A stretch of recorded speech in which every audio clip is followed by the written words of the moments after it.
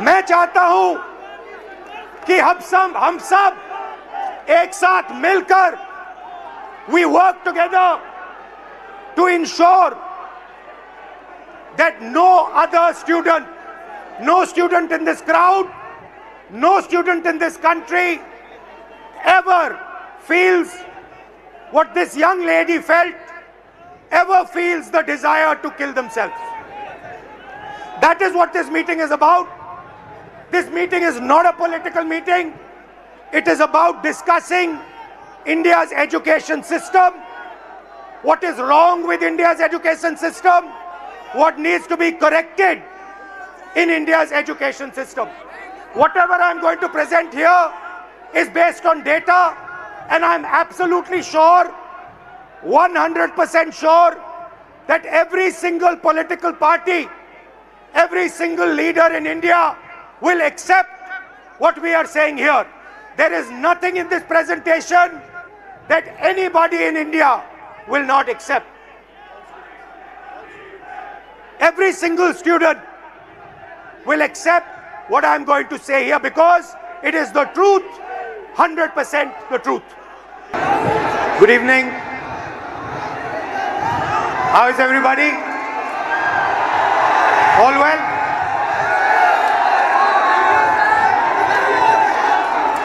I'm very happy and honored to come to stand here in front of you, in front of you and Gota. And the reason I've come, I want to make absolutely crystal clear that this is not a political meeting. This is a meeting about you, about the young people who are struggling to get a future. I will not say the words BJP, Congress, politics, elections. They will not come out of my mouth this evening. This evening is about you.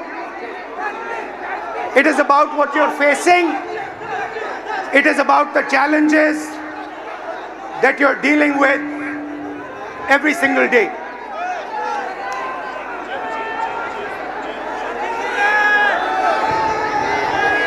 Some time back, I walked from Kanyakumari to Kashmir.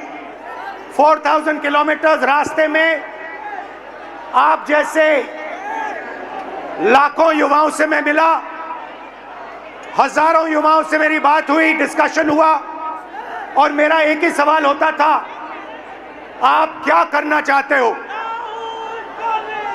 मुझे 5 जवाब मिलते थे, छठा जवाब नहीं मिलता था। Engineer, doctor, lawyer, IAS, or then forces. These are the 5 answers I used to get. So the first question that came in my mind, मेरे दिमाग में पहला सवाल उठा कि देश के युवा देश के भविष्य होते हैं। हमारा एजुकेशन सिस्टम हमारे युवाओं को सिर्फ 5 ऑप्शंस क्यों देता है? यह सवाल बहुत बार मैंने पूछा, वही जवाब मिला। तो यात्रा पे मैंने 15-16 लड़कियों के साथ मीटिंग की और उनसे पूछा क्या आप करना चाहती हो? किसी ने कहा इंजीनियर, किसी ने कहा डॉक्टर, किसी ने कहा लॉयर, वही 5 जवाब। और फिर मैंने उनसे पूछा, मुझे सच बताओ क्या करना चाहती हो, तुम्हारे दिल में क्या है? सच्चाई ये थी कि जो वो करना चाहते थे और ये जो 5 ऑप्शंस थे, इसमें बहुत फर्क था। कोई ऑथर बनना चाहती थी, कोई डांसर बनना चाहती थी, कोई एस्ट्रोनॉट बनना चाहती थी। फिर मैंने एक टेस्ट किया, मैंने उन्हीं लड़कियों से एक सवाल पूछा, आप में से कितनी लड़कियां पायलट बनना चाहती हैं। एक भी लड़की ने हां नहीं कहा। वहां पे चीफ मिनिस्टर का हेलीकॉप्टर था। मैंने हेलीकॉप्टर पायलट से कहा 5-6 लड़कियों को आप हेलीकॉप्टर में ले जाइए, जॉय राइड कराइए, कॉकपिट दिखाइए। फ्लाइट हुई, लड़कियां हेलीकॉप्टर पे गईं। जैसे ही वापस आई मैंने सवाल पूछा, क्या करना चाहती हो? सारी की सारी लड़कियों ने कहा हम पायलट बनना चाहती हैं। मतलब हिंदुस्तान का एजुकेशन सिस्टम, सबसे पहली कमी इसकी कि हम जो हमारे बच्चों के सपने हैं उनको पूरा नहीं करते हैं।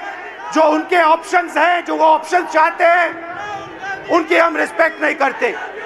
उसके बाद यात्रा के बाद मैंने एजुकेशन सिस्टम के बारे में और थोड़ा सोचना शुरू किया। सवाल उठे। दूसरा सवाल, पब्लिक सेक्टर एजुकेशन सिस्टम क्यों खत्म हुआ और प्राइवेट सेक्टर का जो एजुकेशन सिस्टम है ये इतना महंगा क्यों है? और फिर कुछ दिन पहले मैंने अखबार खोला और मुझे यह दिखाई दिया। Sorry, young people are India's future. Every one of you is unique and talented. India succeeds if you succeed, and India has a duty to protect every single young Indian person, every single student. खैर, कुछ दिन पहले मैंने अखबार खोला और मुझे यह दिखा अखबार में। पता नहीं आपने ये चिट्ठी देखी है या नहीं देखी है? देखिए आपने ये चिट्ठी? ये आकांक्षा ने ये चिट्ठी अपने माता पिता को लिखी। आकांक्षा आज हमारे साथ नहीं है। आकांक्षा ने सुसाइड किया, मगर ये 15 सेकंड आप इस चिट्ठी को अच्छी तरह पढ़िए।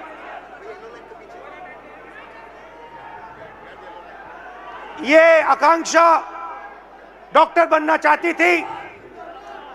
इनके पिता से कुछ दिन पहले मेरी बात हुई। पैरालाइज्ड हैं, कर्ज लिया। आकांक्षा का नीट का पेपर लीक हुआ और आकांक्षा कहती है, लास्ट लाइन में आपके लिए पढ़ूंगा, सॉरी मम्मी पापा, मैंने सब बर्बाद कर दिया आप दोनों का।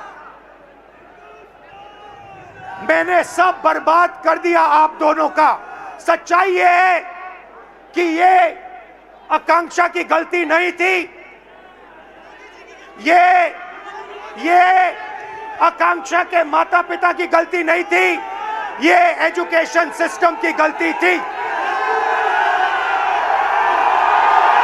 हिंदुस्तान का एजुकेशन सिस्टम अपने बच्चों को प्रेशराइज करता है, स्ट्रेस देता है, दबाता है, कुचलता है, और ये देश के लिए सही नहीं है।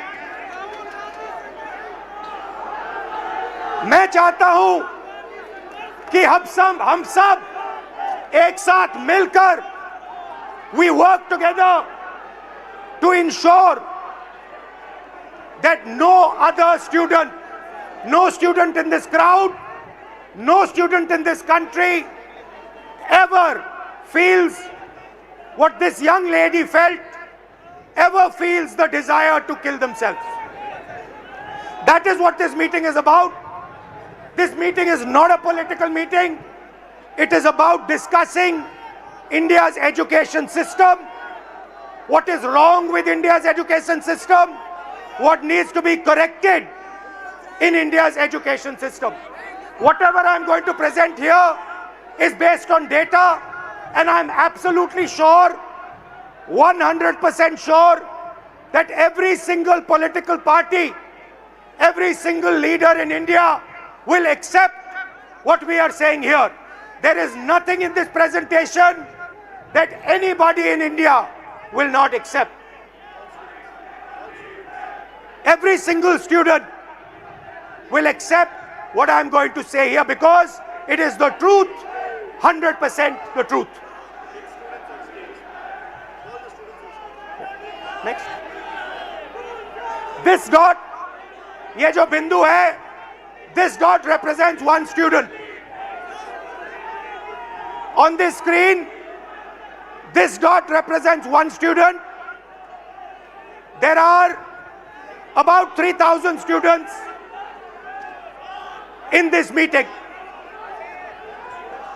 I want a student who's studying for NEET, student who's studying for UPSC, student who's studying for IIT to come to the stage.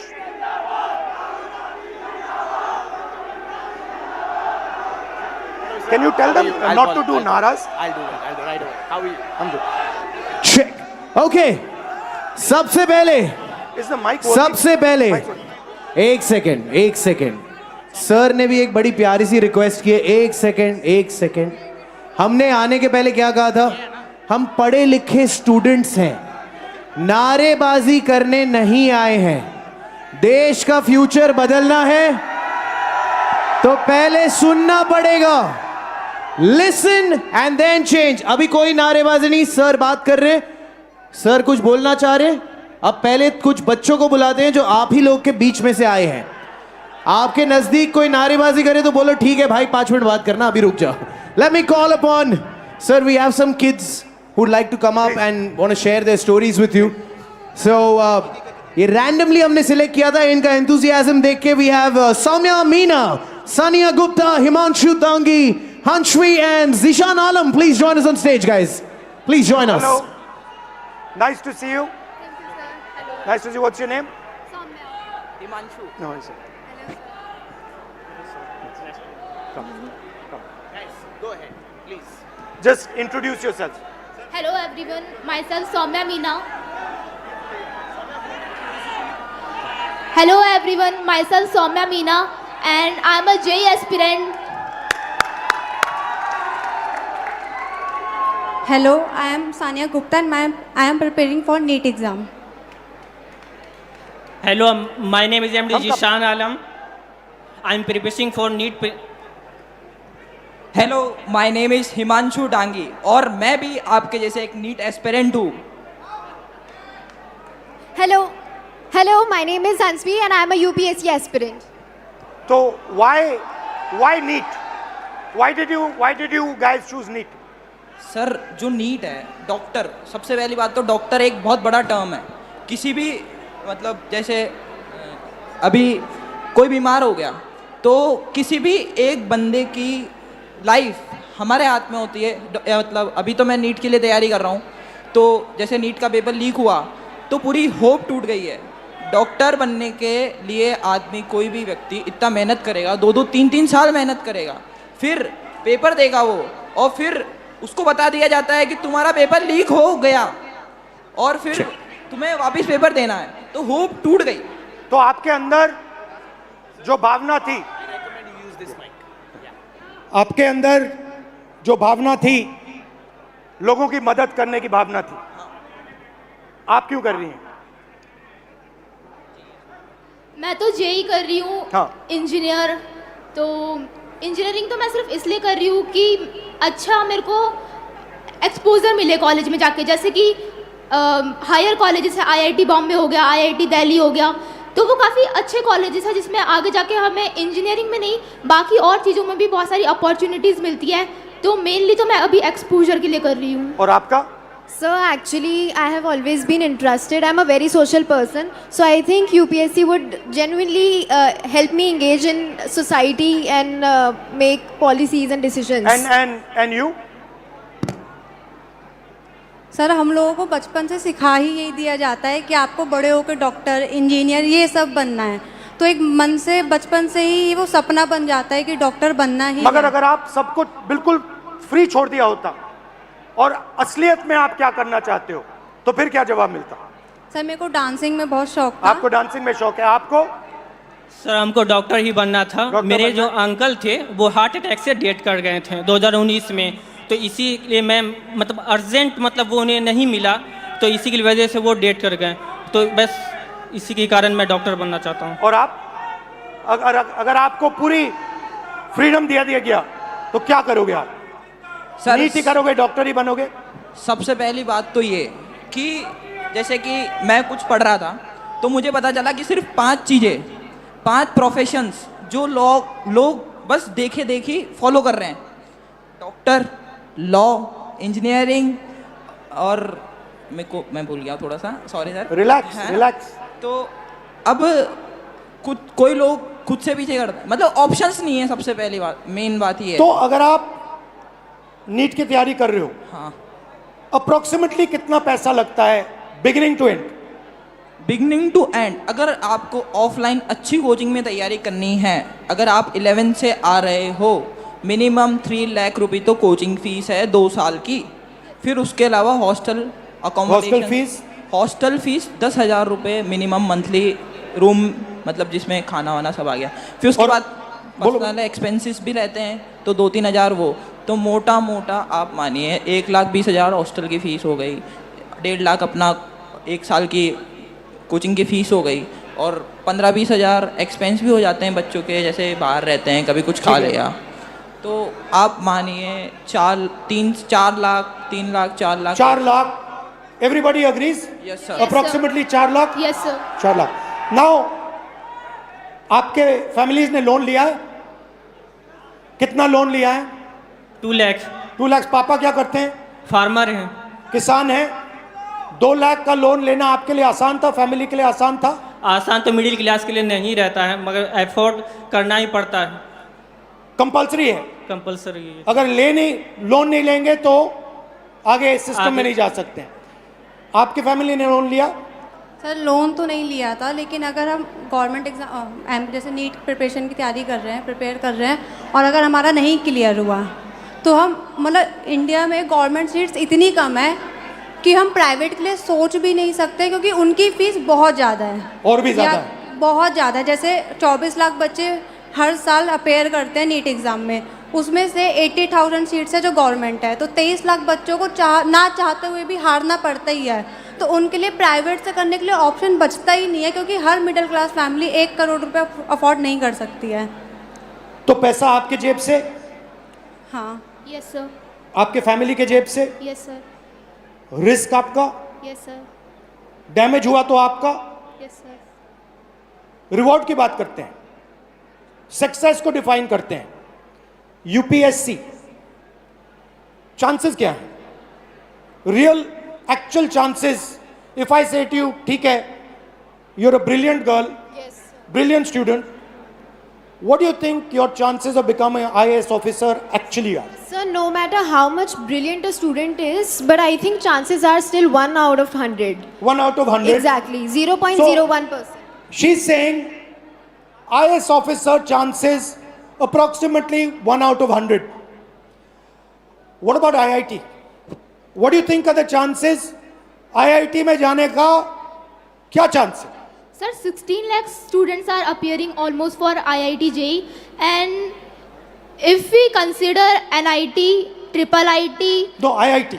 Because you Okay. want IAS, you want IIT, IIT. you want NEET, doctor. Yes, sir. So IIT, you want to go in there, you want to be an IIT graduate. What are your actual chances? Do you think, what are you actually facing? sir, if we consider only IIT, then there are 0.1 chances. Good Small IITs. chances. Yes, sir. Low chances, okay? Very low And chances. NEET? Sir NEET में 22 लाख बच्चे exam देते हैं और लगभग 1 लाख बच्चों का selection होता है। 1 लाख से कम ही है, 1 लाख तो मैं बता रहा हूँ ज़्यादा। तो सर ये क्या जिम्मेदारी है ऐसे हम कैसे होगा सर? तो यहाँ पे अप्रोक्सीमेटली 3,000 लोग हैं, अप्रोक्सीमेटली, थोड़े ज़्यादा आ गए हैं, बट हमने 3,000 का कैलकुलेट किया था, ठीक है? 3,000 में से IAS के कितने बनेंगे? एक। 3,000 में से वो जो कोने में एक डॉट है ऊपर, one person out of this whole function, इस पूरे फंक्शन में से एक व्यक्ति, सिर्फ एक व्यक्ति आईएएस में जा सकता है। इस पूरी भीड़ में से आईआईटी में कितने जाएंगे? सर आईआईटी में भी ज़्यादा सीटें तो नहीं है, एक 30। या दो इस पूरी भीड़ में से, सकते हैं। इस पूरी की पूरी भीड़ में से 30 लोग, सिर्फ 30 लोग, मतलब यहां पे जो खड़े हैं वो आईआईटी में जाएंगे। और नीट का दिखा दीजिए, 180 लोग 3000 में से, इस पूरी भीड़ में से 180 लोग नीट में डॉक्टर बनेंगे। These are the odds you are actually facing. You are facing 1 in 3000. You are facing 30 in 3000. You are facing 180 in 3000. And this group of people, these are the best that we have. So you are not competing with ineffective, incompetent people. You are competing with the best in the country, and these are your odds. I think this is a crime. I think this is an insult to every single young person in this country. These are not the odds that our young people should be facing. You are very brave. You are very strong. That's a different matter. But this is stressful, this is unfair, and this is brutal. The Indian education system is a rejection system. It is not a selection system. That is the fact that we are facing. Right? Do you agree with this? Yes, sir. Now, I don't mean to discourage you, because you should dream. And I'm pretty sure that you will succeed. Right? But what I want to tell this country is that you are facing extremely difficult odds. That is why we had the tragedy that we had. This is not the type of stress that we should be putting our children under. And that is really the main message I want to give in this meeting. First message, we are causing too much pain, too much stress, too much unhappiness to our future generation. Second message, we are only allowing them to do 5 things. We are not allowing her to become a dancer. We are not allowing him to become an astronaut. We are not allowing her to do something she's passionate about. Now the question arises, why is India only asking its children to do 5 things? And the answer to that question is money. The answer to that question is money. Because the system के पैसे सिर्फ इन 5 रास्तों से बनते हैं. ये मैं आपको नीट का उदाहरण देना चाहता हूं. देखिए इसको. आप ये नीट का एग्जाम ले रहे हो. थोड़ा इस साइड आ जाओ so crowd can see. This is the NEET exam. And this figure is an insult to this country. This is a crime. Now let me explain. मैं समझाता हूं ये क्या है. इसको आप समझिए. नीट में 22 लाख स्टूडेंट्स एग्जाम लेते हैं. 22 लाख स्टूडेंट्स एग्जाम लेते हैं नीट का. उनकी फैमिलीज में से, आपकी फैमिली में से, आपकी फैमिली में से 1.32 लाख करोड़ रुपए हर साल लिए जाते हैं। 1,32,000 करोड़ रुपए 22 लाख परिवारों के जेब में से खींचा जाता है। भाई और बहनों, जितना पैसा एक साल में ये 22 लाख लोग देते हैं, उतना ही पैसा हिंदुस्तान की सरकार अपने पूरे के पूरे एजुकेशन बजट में डालती है। 22 लाख लोग एक एग्जाम के लिए एक साल में उतना पैसा देते हैं जितना हिंदुस्तान की सरकार अपने पूरे के पूरे एजुकेशन बजट में डालती है। आप सोचिए इसके बारे में। बट बात यहां नहीं रुकती, बात इससे बहुत आगे जाती है। यह देखिए, 5 सबसे बड़े एग्जाम, यह आपका सपना है। यहां पे जो भी युवा आए हैं, यह आपका सपना है। SSC, UPSC, RRB, JEE, NEET, these are your dreams. 2 crore students take SSC, 5 lakh students UPSC, 3.58 crore students RRB, 15 lakh students JEE, 22 lakh students NEET. Most of the people who take these exams, most of them will not go through. NEET में से 3,000 में से एक निकलेगा। JEE, UPSC आपका मैंने दिखाया, UPSC में से एक व्यक्ति निकलेगा। सॉरी, नीट में से 180। मगर पैसा देखिए, पैसा देखिए इन 5 एग्जाम्स का, अच्छी तरह देखिए। 5 exams, Gen Z families, 3.5 lakh crore रुपया आपके जेब में से निकलता है, आपके परिवारों के जेब में से निकलता है, लोन से निकलता है, दर्द से, दुख से निकलता है।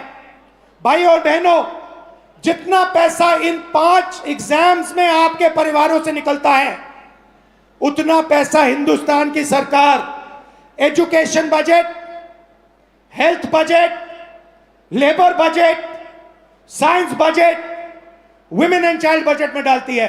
मतलब 5 मिनिस्ट्रीज का पैसा, बजट का पैसा हर साल इन एग्जाम्स के माध्यम से आपके परिवारों के जेब से निकाला जाता है। और फिर उसके बाद आपको कहा जाता है कि दरवाजा बंद है, आप आईआईटी में नहीं घुसे, आप नीट में नहीं घुसे, आप आरआरबी में नहीं घुस पाए। यह हिंदुस्तान की एजुकेशन सिस्टम की रियलिटी है। अब मैं चाहता हूं कि एक फैमिली, हमने स्टूडेंट से बात की, आपका मैं बहुत धन्यवाद करता हूं। अगर आप यहां रहना चाहते हैं यहां रह सकते हैं, नीचे जाना चाहते हैं जा सकते हैं, जो भी आप पे है। यहां रहना चाहते हैं यहां रहिए। और एक फैमिली, एक परिवार, आइए।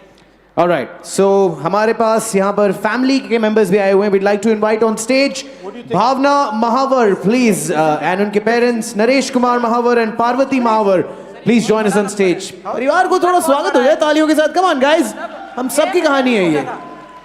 हेलो, नमस्कार, कैसे हैं? नमस्कार जी, कैसे हैं आप? कब? Mic, can we have a mic? Come आओ। थोड़ा 2 मिनट परिचय, यहां आ जाए। हेलो, सर मैं नरेश कुमार महावर, मैं एक प्राइवेट सेक्टर से मेडिकल होलसेल मार्केट में जॉब करता हूँ।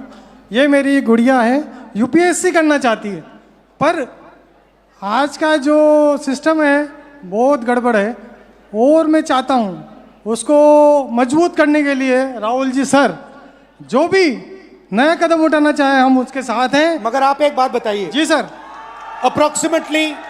अप्रोक्सीमेटली उन्होंने हमें बताया अप्रोक्सीमेटली 5 लाख जी सर। 1 साल का। बिल्कुल सर। जी सर। 1 साल का। बिल्कुल। तो आप ये कैसे करेंगे? रियलिटी सच बताइए सर। वैसे तो मेरे पास फाइनेंशियल प्रॉब्लम बहुत ज़्यादा वीक है, पर अगर जो मैंने मेरे दम से मेरा घर बनाया है हो सकता है मैं उसको भी सेल कर दूं, पर मैं मेरा बेटी का सपना साकार करूंगा, ये मेरा दिल से। नहीं, मगर देखिए ये आपकी भावना है, ये आपके अंदर है। नहीं, ये जब से ये 10th क्लास में पढ़ती थी तो जब से ही मैंने इसके सपने के साथ मैंने अपना सपना भी साकार करने के लिए सोचा है और मैं चाहता हूं कि ये ईश्वर मेरा सपना पूरा करे। ईश्वर आपका सपना पूरा करे, ये हम सब चाहते हैं। जी सर। मगर सच्चाई ये है कि ये जो आप कर्ज लेके काम कर रहे हो ये देश का काम है, ये आपका काम नहीं है। देश का काम अपने युवाओं को शिक्षित बनाने का है। आप क्या करना चाहते हैं? सर माय नेम इज़ भावना महावर और मैं एक यूपीएससी एस्पिरेंट हूँ। जैसा कि 2026 में प्रीलिम्स एग्ज़ाम में हम सब ने देखा है कि किस तरह से लेंथी एग्ज़ाम बनाया गया है जो एक यूजुअली स्टूडेंट के लिए बहुत टफ रहता है। प्लस वैकेंसीज होती है 1000 और फॉर्म्स आते हैं 15 लाख के आसपास। तो मेरा गवर्नमेंट से ये क्वेश्चन है कि बाकी के स्टूडेंट्स का क्या होगा? 1000 वैकेंसीज में 1000 स्टूडेंट्स सिलेक्ट हो जाते हैं, उसके अलावा जो स्टूडेंट्स हैं उनके लिए भी प्लान बी होना चाहिए, ये मेरी गवर्नमेंट से बट आज हमने रूल बनाया है, गवर्नमेंट से कोई सवाल नहीं होगा, पॉलिटिकल फंक्शन नहीं है। बट मैं आपसे सवाल करता हूं, आपके सामने बहुत बड़ा चैलेंज है। आपके पापा कुर्बानी देने जा रहे हैं, आपके अंदर क्या फीलिंग है? आप कैसे करोगी? डर लगता है? यस, पापा की मम्मी की दोनों की बहुत एक्सपेक्टेशंस है और मैं पूरी जी जान लगाना चाहूँगी कि पापा मम्मी के साथ मेरा सपना पूरा हो और मैं इसके लिए पूरी मेहनत करने को तैयार हूँ। बट डर लगता है आपको? कभी डर लगता है क्योंकि ये जो फ्रॉड्स हो रहे हैं, आज मैंने यूपीएससी का एग्ज़ाम देखा। एक स्टूडेंट जब प्रिपरेशन करता है तो एक पैटर्न होता है, एक सिलेबस होता है, उस हिसाब से प्रिपरेशन करता है। लेकिन अगर रिसेंटली उसका पैटर्न चेंज कर दिया जाए तो स्टूडेंट क्या करेगा? 50 to 56 पेजेस का पेपर होता है जो 3 आवर्स में करना पॉसिबल नहीं होता है। वैसे ही वैकेंसीज लिमिटेड होती है, तो इसके अलावा स्टूडेंट्स क्या करें? फिर सीट्स लिमिटेड है और पैटर्न इस टाइप के बनाए जा रहे हैं। इस फ्रॉड में स्टूडेंट्स कहाँ जाए? बाकी बचे स्टूडेंट्स का क्या होगा? इसको बदलना चाहिए। ये जो स्ट्रक्चर है, जो सिस्टम है, ये जो प्राइवेटाइज्ड पैसे खींचने का सिस्टम है, 5 एग्जाम्स में आपकी फैमिली जैसी फैमिलीज 5 मिनिस्ट्री के बजट से ज्यादा पैसा देती हैं। इसको बदलना चाहिए। जी बिल्कुल बदलना चाहिए। यही हम सबका लक्ष्य है। आपका भी है, हमारा भी है, इनका भी है। आप कुछ कहना चाहती हैं? जी सर, मैं ये कहना चाहती हूँ, मेरा नाम पार्वती महावर है। हर माँ बाप जब बच्चा पैदा होता है तब से हर माँ बाप सपना देखते हैं कि उसका बच्चा पढ़ेगा लिखेगा, उसके खुद के भविष्य के साथ साथ वो भी हमारी आर्थिक स्थिति को ठीक करेगा। लेकिन जो आजकल फ्रॉड देखने को मिल रहे हैं तो उससे बहुत डर लगने लग गया है। कुछ बच्चे सुसाइड कर लेते हैं, बहुत से केस देखने को मिलते हैं। आज हमारे अंदर इतना डर है कि बच्चा डिप्रेशन में आके कुछ कर ना ले तो रात को हम उठ के देखते हैं बच्चे को, मतलब इतनी कच्ची नींद में सोते हैं कि 2-3 बार तो जाके देखना ही है कि बच्चा ठीक तो है ना। तो हमारी तरह हर पेरेंट्स के अंदर ये डर बना हुआ है। तो मैं गवर्नमेंट से रिक्वेस्ट करूँगी कि ना वो हमारी बात को सुने और जो भी समाधान हो उसे निकालें। बहुत बहुत धन्यवाद। Thank you sir. बहुत अच्छा लगा आपसे मिलकर। Thank you. Thank you sir. बहुत अच्छा लगा। नमस्कार। सो तो ये थैंक यू। तो ये है हिंदुस्तान का एजुकेशन सिस्टम। इसको देखिए अच्छी तरह। India's education system is a extortion machine.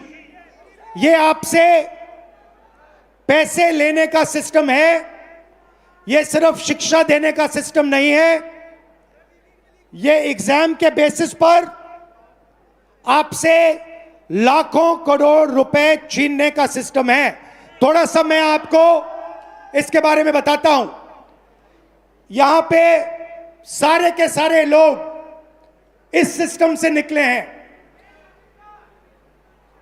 Public schools, public sector education Hindustan में ना के बराबर है, खत्म कर दिया गया है।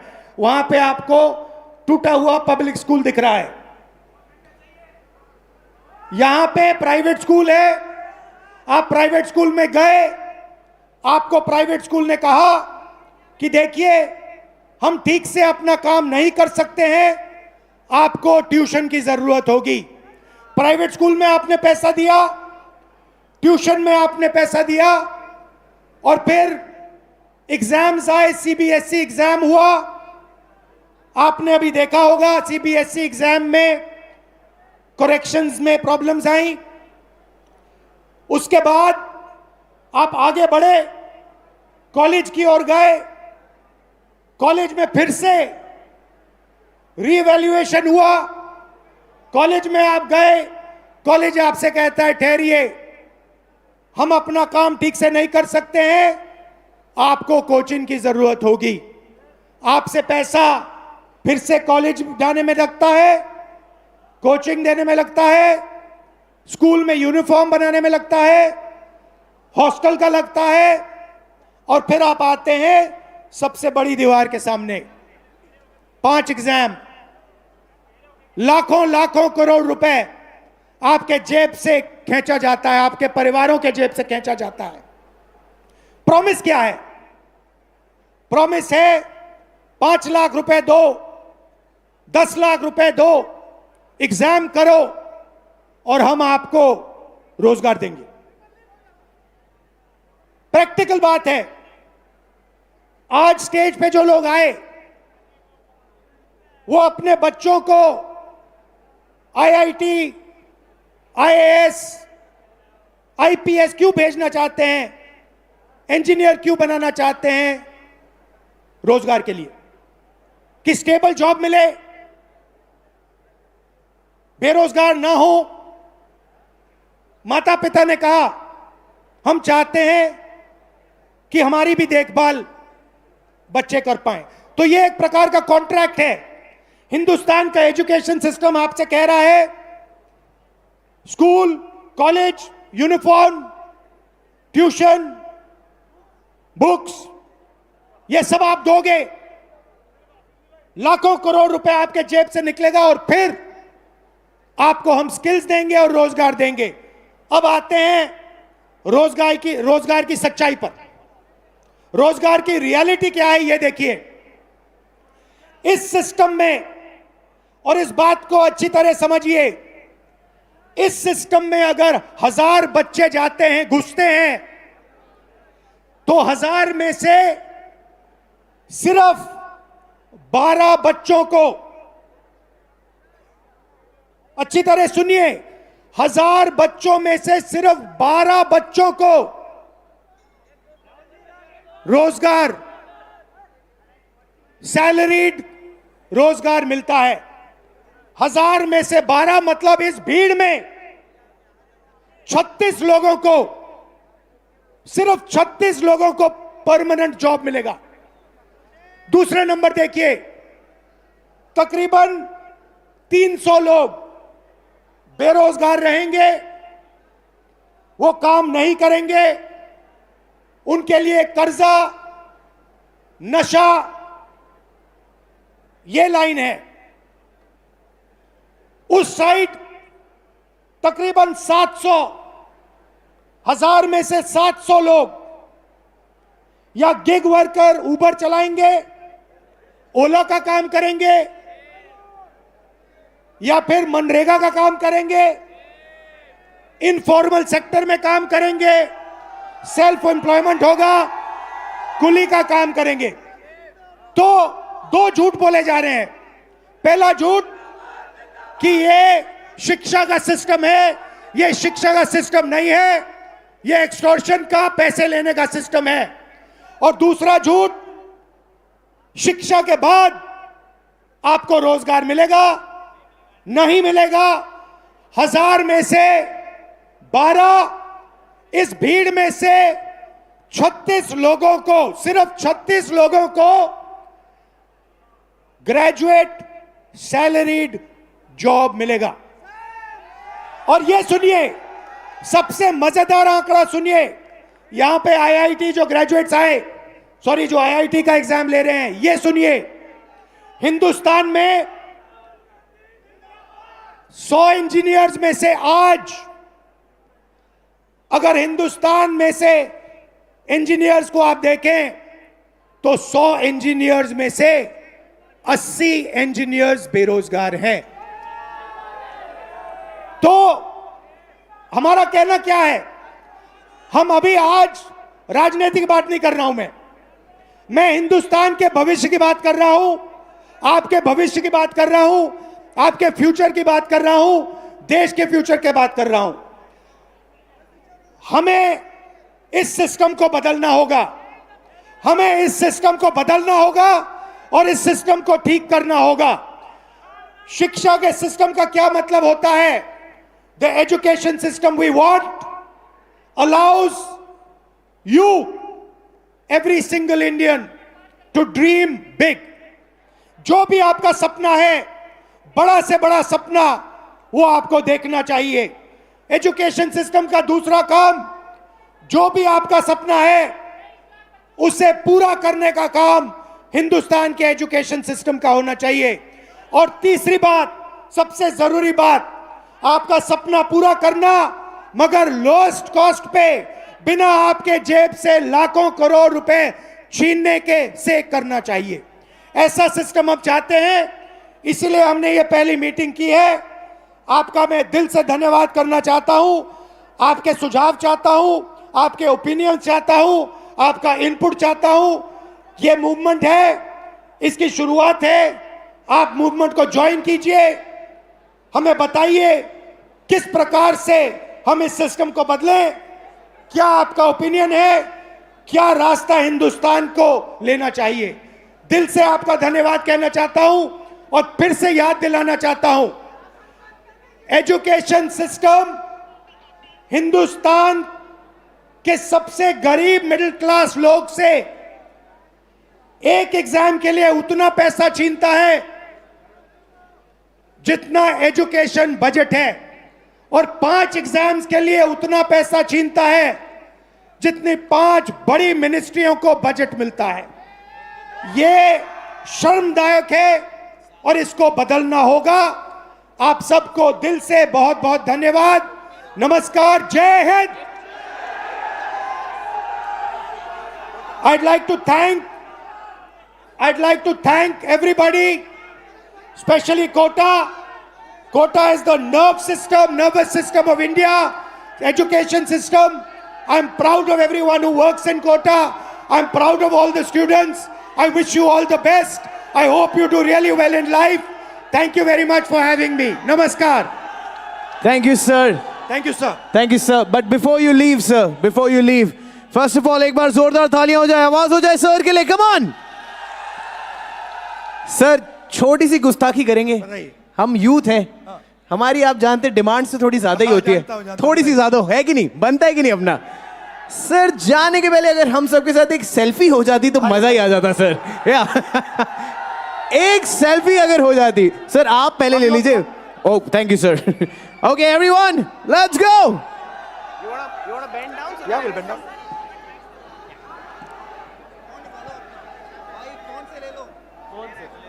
फोन से ले लो।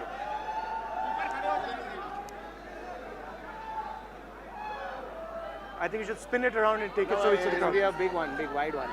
You want to do one? But no, that's fine. Yeah? You want to do one? You just have to press the side button. Yeah. Whoops. I'll do it.